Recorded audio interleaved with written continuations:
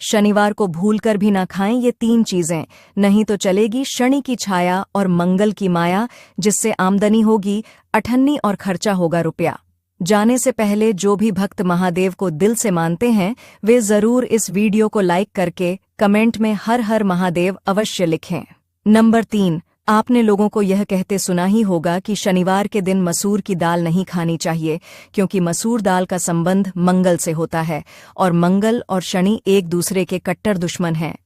number 2, शराब को राक्षसों का पेय पदार्थ माना गया है, इसलिए शनिवार के दिन मांस मछली शराब का सेवन करने से शनि अत्यधिक क्रूर होकर भारी